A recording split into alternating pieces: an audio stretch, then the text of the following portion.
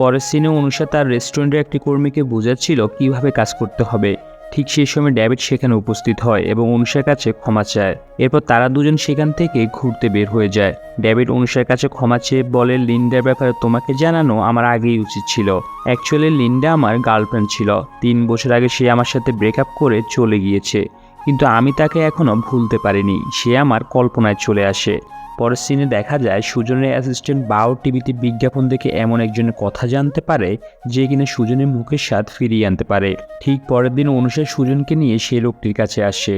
লোকটি সব কথা শোনার পর বলে, একটি মৌমাছির কামড় যদি জিহ্বায় দেওয়া যায় তাহলে তার মুখের টেস্ট সেন্স শীঘ্রই ফিরে আসবে। কিন্তু সুজন কোনো মতে মৌমাছির কামড় খেতে রাজি নয়। যখন লোকটি জোর করে তাকে মৌমাছির কামড় খাওয়াতে যায় তখন সে হাত নাড়িয়ে ওঠে এবং মৌমাছিটি ছুটে যায়। তাই লোকটি রাগে সবগুলো মৌমাছি ছেড়ে দেয় এবং মৌমাছিগুলো তাদের সবাইকে কামড়াতে শুরু করে।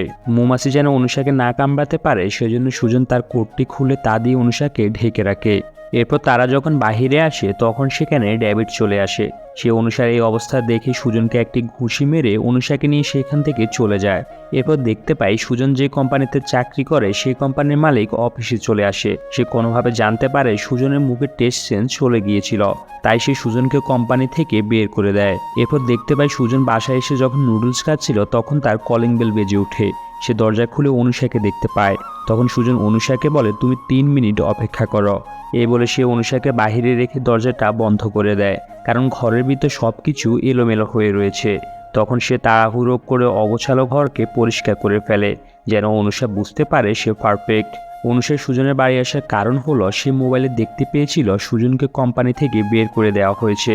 এখন তার পাশে থেকে তাকে সাপোর্ট দেওয়াটা বেশ প্রয়োজন। এরপর অনুষা ঘরে ঢুকে দেখতে পায় সুজন নুডলস খাচ্ছিল। অনুষা তাকে বলে, তুমি নুডলস খেলে হবে না, তোমার অবশ্যই রাইস খাওয়া উচিত।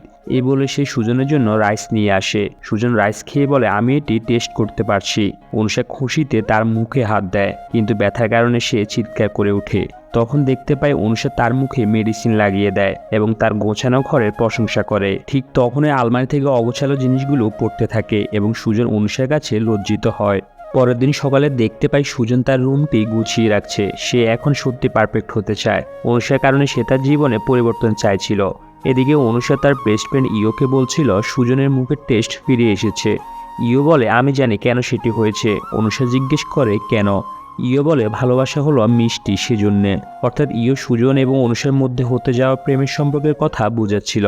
পরের সিনে দেখা যায় অনুষা খুবই চিন্তিত। তাদের রেস্টুরেন্ট তেমনটা ভালো চলছে না। এভাবে চলতে থাকলে রেস্টুরেন্ট বন্ধ করে দিতে হবে। তখন সেখানে সুজন উপস্থিত হয় এবং সে রাইস খেতে চায়। অনুষা যখন রাইস আনতে যায় এদিকে সুজন তাদের হিসেবের খাতাটি দেখতে পায়। খাওয়ার সময় সুজন বলে রাইসটি অনেক সুস্বাদু ছিল। অনুষা তার কথাতে খুবই খুশি হয়। সুজন তাকে জিজ্ঞেস করে, তোমরা কি রেস্টুরেন্ট নিয়ে কোনো সমস্যায় আছো কিনা। অনুষা তাকে না বলে দেয় এবং হিসেবের খাতাটি সরিয়ে ফেলে। অনুষা সকালে ঘুম থেকে উঠেই দেখতে পায় তার অ্যাকাউন্টে অনেকগুলো টাকা এসেছে।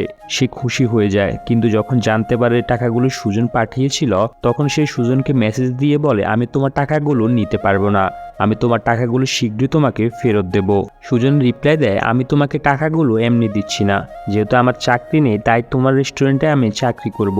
এটি শুনে অনুষা খুশি হয় যে সুজন তার আন্ডারে কাজ করবে এবং সে তার বস হবে।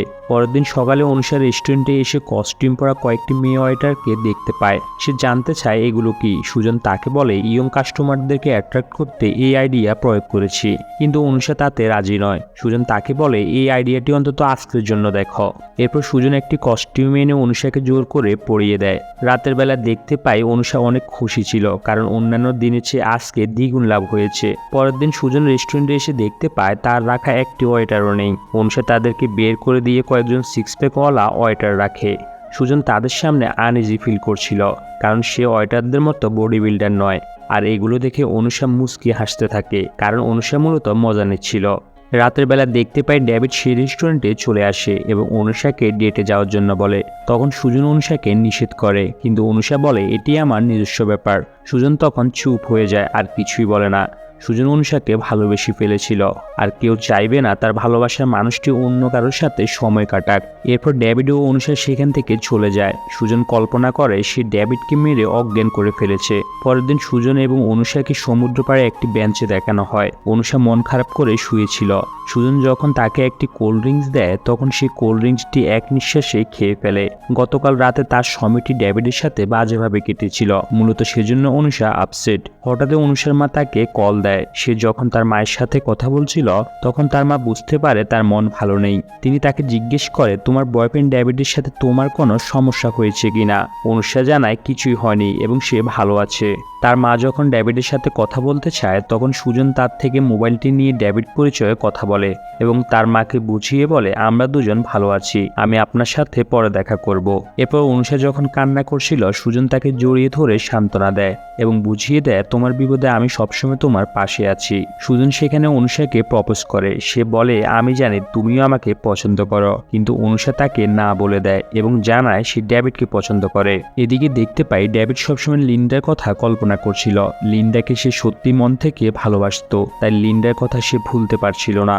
অন্যদিকে দেখা যায় সুজনের অ্যাসিস্ট্যান্ট বাও ইয়োকে পছন্দ করে এবং সে ইয়োকে তার পছন্দের গ্রিন টি কেক উপহার দিতে চায়, কিন্তু তার মালিক অফিসে থাকায় সে বেরোতে পারছিল না। তখন বাও সুজনকে কল করে একটি গ্রিন টি কেক কিনতে বলে, যে কেকটি সে ইয়োর জন্য পাঠাবে। সুজন যখন কেকটি কিনতে যায় ইয়ো তাকে দেখে নেয়। পরের দিন সকালে ইয়ো অনুষার কাছে এসে বলে, কে যেন আমাকে একটি কেক পাঠিয়েছে। সুজন কেকটি দেখে চিনতে পারে এই কেকটি বাও তাকে কল করে ইয়োর জন্য কিনতে বলেছিল।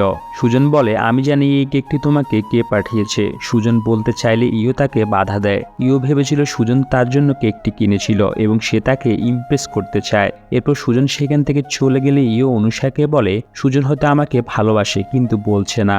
অনুষা অবাক হয়ে ইয়োর দিকে তাকায় এবং বলে, এটি ভুল।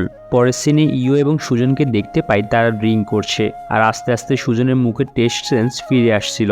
পরের দিন সকালে অনুষা ও বাও রেস্টুরেন্টে এসে দেখে সুজন এবং ইয়ো একসাথে ঘুমিয়ে আছে। এটি দেখে বাও রেগে সেখান থেকে চলে যায়। মূলত তারা রাতে ড্রিঙ্ক করার কারণে অচেতন হয়ে একসাথে ঘুমিয়ে পড়েছিল। সুজন বুঝতে পারে তাদেরকে এই অবস্থায় দেখে অনুষা জেলাস ফিল করছিল, তাই সে ইচ্ছে করে অনুষার সামনে ইয়োকে জড়িয়ে ধরে আর তা দেখে অনুষা সেখান থেকে চলে আসে। পরের সিনে দেখতে পাই সুজনের অ্যাসিস্ট্যান্ট বাও ডিপ্রেশনে চলে যায় এবং সে একজন সাইকিয়াট্রিস্ট অর্থাৎ মনোরোগ বিশেষজ্ঞের শরণাপন্ন হয়।